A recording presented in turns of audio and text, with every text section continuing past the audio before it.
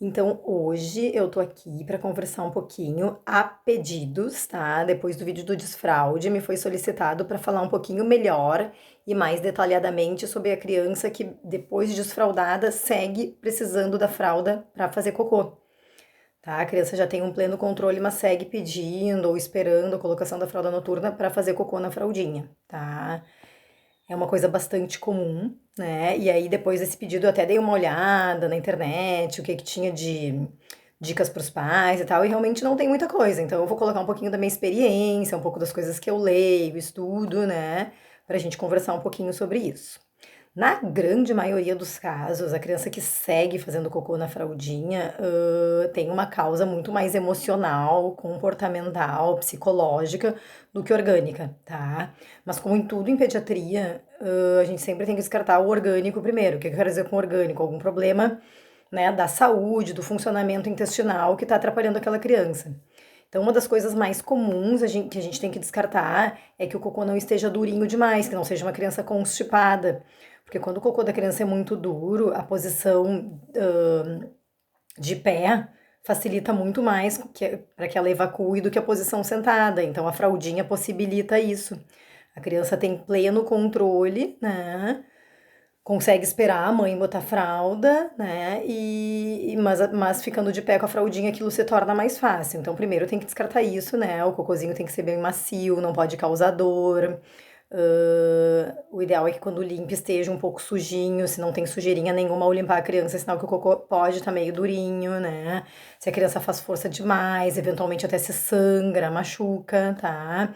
E a constipação também ela pode ser causa ou consequência, né? Pode realmente ser uma criança constipada por algo da criança, por má alimentação, por pouca ingestão de água, de alimentos com fibras, então tem que cuidar bem isso na alimentação, tentar colocar coisas, né, mais fibrosas que vão ajudar. Então, uma sugestão que eu dou é sempre, além de, claro, ter muita fruta, legume, né, na refeição, após comer, às vezes tomar um suquinho de laranja, que é uma coisa bem laxativa e que ainda vai ajudar na absorção do ferro dos alimentos, então essa eu acho que é uma dica legal. Tomar bastante água, né?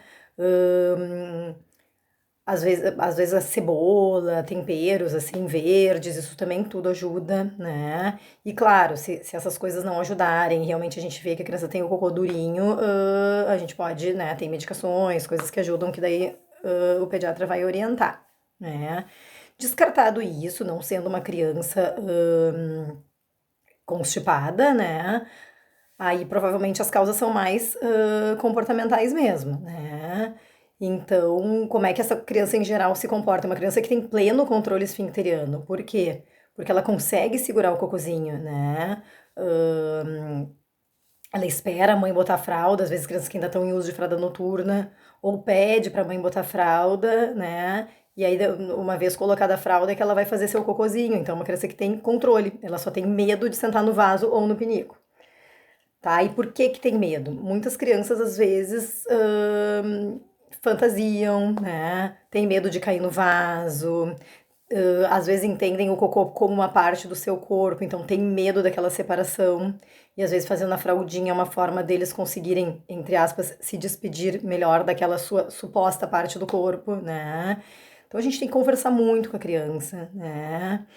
Dizer que é normal, que todo mundo faz, que não vai acontecer nada. Às vezes aquelas bobagenzinhas, brincadeirinha de dar tchau pro cocô no vaso, né? Mostra que o xixi faz a mesma coisa, tem o mesmo caminho, né? Uma dica que eu dou é fazer uma transição da fralda pro pinico e depois pro vaso. Porque como o piniquinho é mais próximo do chão, a criança se sente mais segura, então aquela fantasia de que vai cair no vaso, coisa assim, também não existe, né? E mostrar também que ela não vai cair no vaso, né? Que tem um redutor, que pode sentar ali que não cai, né? Mostra um irmãozinho, uma outra criança do mesmo tamanho, pra mostrar que não vai cair, né? E aí realmente cuidar para que não caia, não desequilibre nem nada mesmo, porque isso pode até dar um trauminha, né? Mas voltando, então a gente pode fazer uma transição, né? Da fraldinha pro piniquinho e quando a coisa estiver mais segura no pinico, então migrar para o vaso. Mas é um processo que às vezes pode ser bem lento, tá? Outra coisa importante é não xingar, não culpar a criança, por isso, né? A criança não faz aquilo propositalmente, realmente é um medo e eles vão ter que amadurecer, né? Até que consigam fazer no local adequado. Então, assim, não xingar, não punir, não cobrar, né? Mas elogiar, mostrar que vai ser legal, conversar bastante, tá? Que aos pouquinhos eles vão amadurecendo. Isso varia muito de criança para criança, tá? Tem crianças, às vezes, que em 2, 3 meses vão já estar fazendo cocô no pinico ou no vaso direitinho, tem crianças, às vezes, que pode levar quase um ano. Então a gente tem que ter muita paciência. Claro que daqui a pouco a criança já tá com 5, 6 anos, não consegue. Aí, às vezes, a gente pode pedir ajuda de um psicólogo, um psiquiatra infantil também, para que supere esse momento, tá? Mas, assim, enquanto a gente tá trabalhando isso, não tem problema de botar fralda, né? E até que a criança se sinta mais segura para fazer no local onde tem que fazer.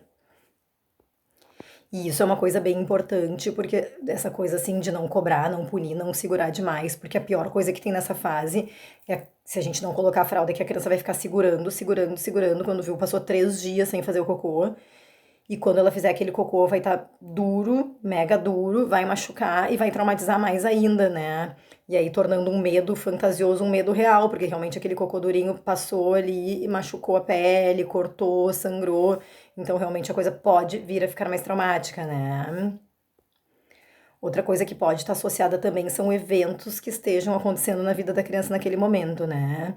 Às vezes também pode ser uma criança que não quer ainda crescer, né? Ela já tirou o bico, ela já parou a mamadeira, ela já tirou a fralda pro xixi, ela já tirou a fralda noturna, então assim, ainda às vezes é um vínculo, um vínculozinho com ainda ser bebê que pode ser uma coisa da própria criança, pode estar associado a alguma mudança, né? Ai, perdeu um familiar, separação de pais, está vindo um irmãozinho, iniciou ou trocou de escola.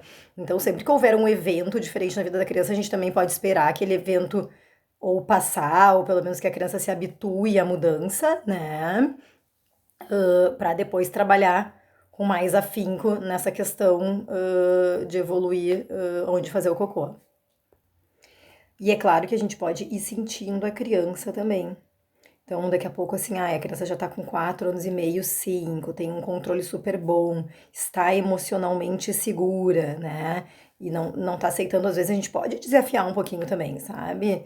Bom, hoje a mãe não vai botar fraldinha e vamos ver até onde tu aguenta, até onde segura, dá força, segura na mão, vamos sentar no piniquinho. Então, assim, devagarinho a gente também pode tentar dar uma forçadinha pra sentir como é que aquela criança reage.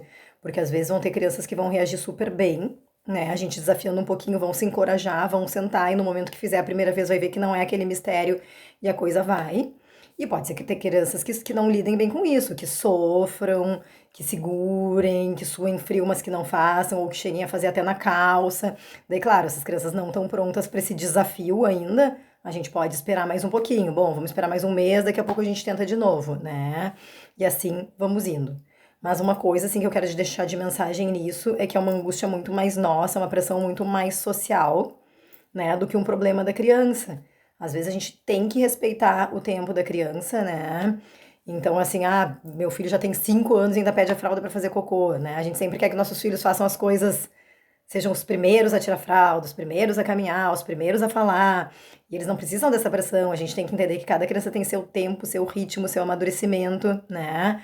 Não existe nenhuma criança de 10, 12 anos que use fralda para fazer cocô. Então, assim, em algum momento a criança vai amadurecer e a coisa vai deslanchar, tá? A gente só tem que ir conversando, orientando, mostrando como é que é o correto, mas sem xingar e sem pressionar. E de vez em quando dá uma desafiadinha. Porque na vida da criança, cada mês é uma evolução de sentimentos, de amadurecimentos, né?